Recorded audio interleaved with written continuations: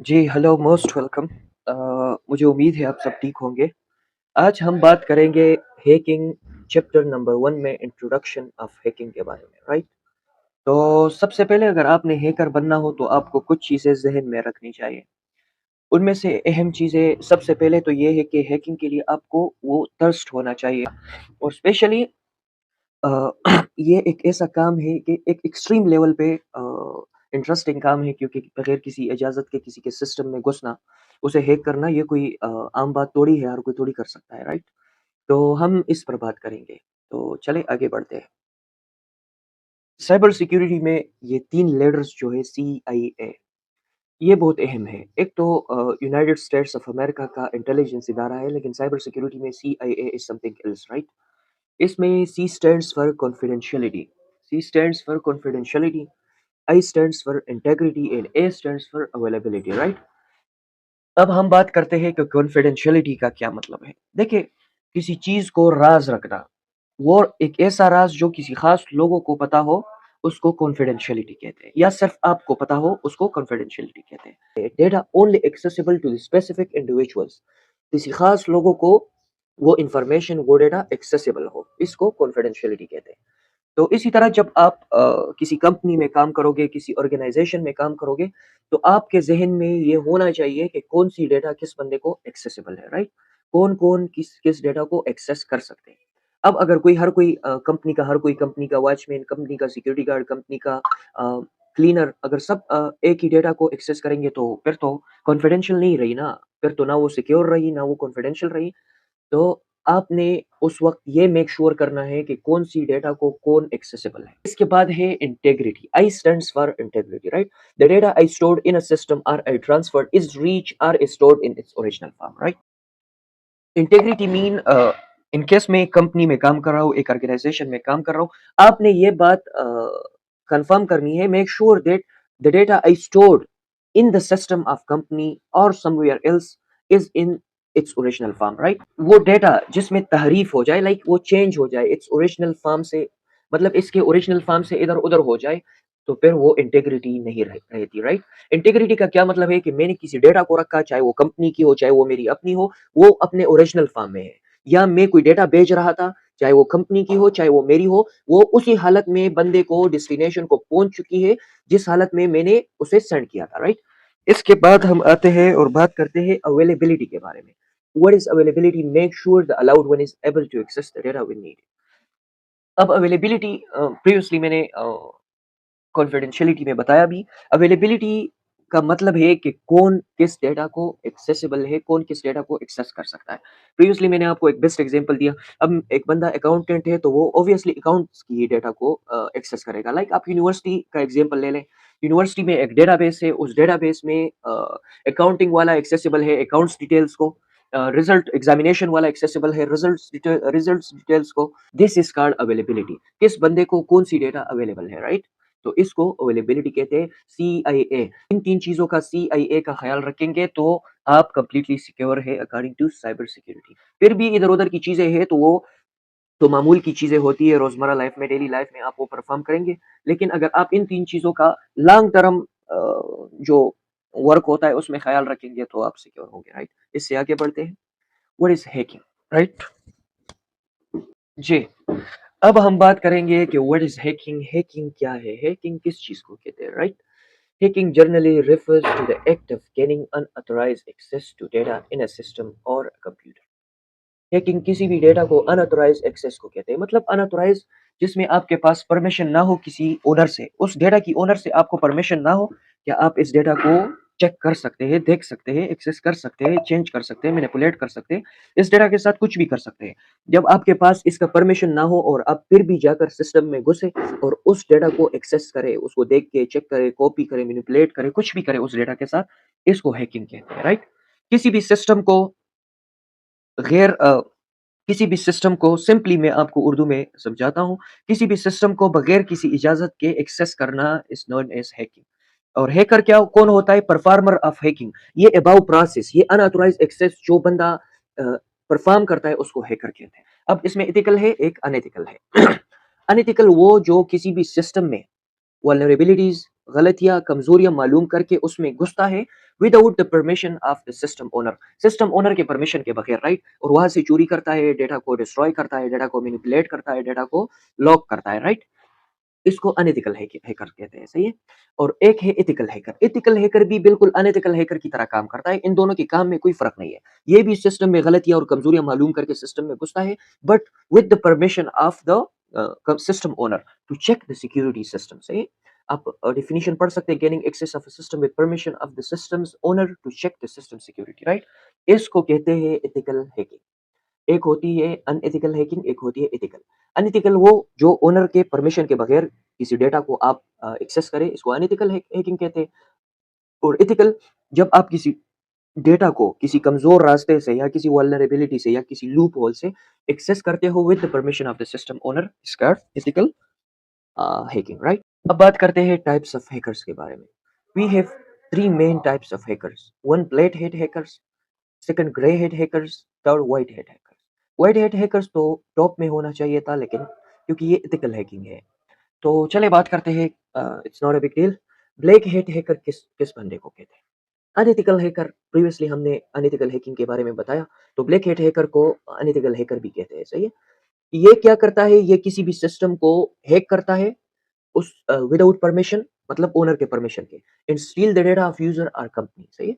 Users की data को steel करता है एंड और कंपनी की डेटा को। अब बारी आती है व्हाइट हैट हैकर्स की। ग्रे हैट हैकर्स को बाद में डिस्कस करेंगे। व्हाइट हैट हैकर्स क्या होती है, सही है? व्हाइट हैट हैकर्स वो हैकर्स होते हैं जो किसी भी सिस्टम को लीगली हैक करते हैं for security checks with proper permission, सही है? कंपनी के प्रॉपर परमिशन के साथ वो सिक्योरिटी चेक्स के लिए उस सिस्टम को हैक करते हैं एंड देन उसके लिए सॉल्यूशन प्रोवाइड करते हैं। अगर सिस्टम में कोई कमी हो, कोई गलती हो, तो फिर उसके लिए क्या करते हैं? सॉल्यूशन प्रोवाइड करते हैं, राइट? इसके बाद बारी आती है ग्रे हेट हैकर्स की। ग्रे हेट हैकर्स क्या होते हैं, राइट? ग्रे हेट हैकर वो हैकर्स होते हैं जो ना तो ब्लैक होते हैं फुल, ना फुल व्हाइट होते हैं, राइट? ब्लैक होते हैं ना व्हाइट होते हैं, इसका मतलब क्या है?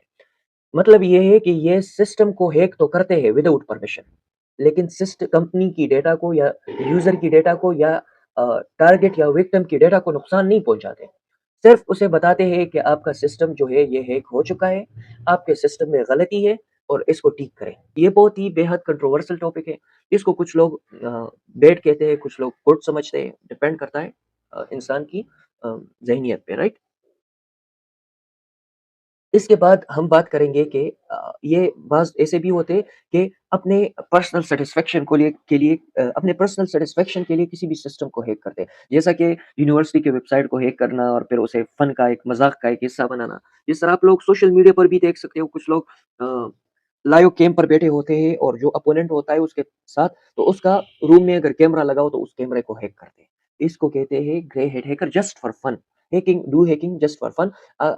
कुछ ऐसे भी होते हैं जो रिवार्ड लेते हैं, लेकिन डिपेंड करता है कंपनी पे कि सिस्टम को हैक करने के बाद, फिर सिस्टम को इन्फॉर्म करने के बाद, डेटा को नुकसान ना पहुंचाने के बाद आपको कंपनी अवार्ड देती है कि नहीं देती, ये कंपनी पे डिपेंड करता है। जी। तो step by step methods of hacking और मेथड ऑफ हैकिंग, राइट? ये एक ही मेथड है, इसमें फिर डिफरेंट चीजें वो भी हम पढ़ेंगे। सबसे पहले जो है वो है रेकन। हम इसको शॉर्टली रेकन भी कहते हैं, रिकॉनाइजेंस, राइट? रिकॉनाइजेंस का क्या मतलब है? किसी भी सिस्टम को इसको फुटप्रिंटिंग भी कहते हैं, स्कैनिंग एंड फुटप्रिंटिंग। किसी भी सिस्टम को, किसी भी टारगेट को स्कैन करना, राइट? जी। Scanning the target system with different tools, मुख्तलिफ टूल्स होते हैं, उसके ज़रिए हम टारगेट को स्कैन करेंगे। टारगेट की आईपी को मालूम करना, टारगेट के सिस्टम में पोर्ट्स कितने ओपन हैं, वल्नरेबिलिटीज़ है नहीं है, वीकनेसेस क्या है, सिस्टम अपडेटेड है नहीं है, वो कौन-सा ऑपरेटिंग सिस्टम यूज़ कर रहा है, कौन-सा वर्ज़न यूज़ कर रहा है। ये कंप्लीट डिटेल्स जो है इसको रिकॉनाइजेंस और स्कैनिंग और फुटप्रिंटिंग कहते हैं, राइट? तो इसके बाद हमारे पास आता है वेपन्स। किसी भी सिस्टम को स्कैन करने के बाद हम उसको वेपन्स के ज़रिए एक्सप्लॉइट करते हैं। Malware through which we exploit a system. वो वायरसेस, वो malicious सब्सटेंस, वो मालवेयर्स, वो ट्रोजन्स और डिफरेंट सॉर्ट ऑफ स्क्रिप्ट्स जिसके ज़रिए या किसी malicious सॉफ्टवेयर्स के ज़रिए जब हम किसी सिस्टम को गंदा करते हैं, किसी सिस्टम को ख़राब करते हैं, किसी सिस्टम को एक्सप्लॉइट करते हैं ताकि हम सिस्टम में एंटर हो सके, उसको वेपन्स कहते हैं। इसको हम ये भी कहते हैं वेपन्स ऑफ हैकिंग। मुझे बताएँ कि आर्मी, अगर लेट्स सपोज़ एक बहुत ही खतरनाक आर्मी का बंदा है, उसे बहुत सख्त ट्रेनिंग मिली है, लेकिन फिर भी वो उसके पास वेपन्स नहीं है, तो क्या इस मॉडर्न डे में वो फाइट कर सकेगा? ही कैंट फाइट। तो इसीलिए वेपन्स लाज़मी होते हैं टू डिफीट योर एनिमी। तो हम भी अपने टारगेट को, विक्टिम को डिफीट करने के लिए या विक्टिम के सिक्योरिटी सिस्टम को डिफीट करने के लिए वेपन्स का इस्तेमाल करेंगे। इसके बाद आता है delivery, delivering the malicious substance to the target system. अब स्कैनिंग भी तो हमने कर दिया, हमने गलतियाँ भी मालूम की, कमियाँ भी मालूम की। इसके बाद हमारे पास है मालवेयर्स। आया मालवेयर्स भी हमारे पास है, स्कैनिंग भी हमने की, हमने गलती भी मालूम की। यहाँ पर इन केस ये एक डोर है, इस पर हम एंटर हो रहे हैं। अब इसके लिए हम सबसे पहले क्या करेंगे, हम सिस्टम में मैलिशियस सब्सटेंस मतलब मालवेयर्स, वायरसेस एक्सेट्रा, इसको हम एंटर करेंगे ताकि हम सिस्टम में एंटर हो सके। सही है? तो इसको डिलीवरी कहते हैं। इसके बाद नया स्टेप आता है एक्सप्लॉयटेशन का। तो जब हमने स्कैनिंग किया, गलती मालूम की, वेपन्स भी हमारे पास है, सिस्टम के मुताबिक, सिस्टम की गलतियों के मुताबिक हमारे पास वेपन्स भी है, तो उस वेपन्स के ज़रिए अब हम सिस्टम, टारगेटेड सिस्टम को एक्सेस करेंगे, इसको एक्सप्लॉयटेशन कहते हैं, राइट? इसके बाद मेंटेनिंग एक्सेस। मेंटेनिंग एक्सेस में जब हम आते हैं तो यहाँ पर हमें एक बात ज़हन में रखनी चाहिए कि हैकिंग वो मूवीज़ वाली हैकिंग और असल हैकिंग में ज़मीन और आसमान का फ़र्क है, राइट? वो कैसे? कि मूवीज़ में 2-3 बटन टक, टक, टक कर देते हैं और सिस्टम हैक हो गया और ये वो, ये बस डमी स्क्रीन्स होते हैं जो आपको दिखाते हैं, हकीकत में ऐसा कुछ भी नहीं होता, राइट? इसके हैकिंग सिस्टम की सिक्योरिटी पे डिपेंड करता है। ऐसा हैकिंग भी हो सकता है, इतना टाइम भी ले सकता है आपका हैकिंग, किसी सिस्टम को हैक करना आपका इतना टाइम भी ले सकता है कि मतलब महीनों में भी लग सकते हैं उसपे, दिन भी लग सकते हैं, घंटे भी लग सकते हैं, मिनट्स भी लग सकते हैं, सेकंड्स भी लग सकते हैं। डिपेंड करता है सिस्टम की सिक्योरिटी पे, राइट? और आपके इंटेलेक्ट पे कि आपने कितनी स्टडी की सिस्टम को, क्या-क्या प्रिपेयर किया आपको अपने सिस्टम को एक्सप्लॉइट करने में। तो इसके बाद मेंटेनिंग एक्सेस आता है। हमने सिस्टम को एक्सेस तो किया, लेकिन अब ऐसा तो नहीं होता कि 2 सेकंड में गए, एक्सेस किया और वापस निकले, ऐसा तो नहीं होता ना। इसमें हम एक्सेस को मेंटेन करते हैं कि हम बार-बार जितना टाइम हम इस सिस्टम में घुसना चाहे, हम घुस सकें। उसके लिए हम वहाँ पर बैकडोर क्रिएट करते हैं। बैकडोर एक ऐसा दरवाज़ा जिसमें हम चोरी एंटर हो सके और बंदे को, सिस्टम ओनर को पता भी ना चले, इसको मेंटेनिंग एक्सेस कहते हैं। इसके बाद covering the track. Covering the track का क्या मतलब है? हमने सिस्टम को एक्सेस तो किया, लेकिन अब हम इसमें अंदर रहना चाहते हैं, थोड़ा वक़्त गुज़ारना चाहते हैं, समझना चाहते हैं, एक्टिविटी को ऑब्ज़र्व करना चाहते हैं, इम्पोर्टेंट डेटा को मालूम करना चाहते हैं। तो उसके लिए हम अपने जो निशानात हैं, जो हम अंदर गए, सिस्टम में घुस गए, उस निशानात को मिटाने को कवरिंग द ट्रैक कहते हैं, ताकि सिस्टम के ओनर को या सिक्योरिटी एनालिस्ट को पता ना चले कि कोई बंदा हमारे सिस्टम में घुस चुका है। सही है? इसको कवरिंग द ट्रैक कहते हैं। Clearing the evidence of access and staying inside the target system like clearing logs.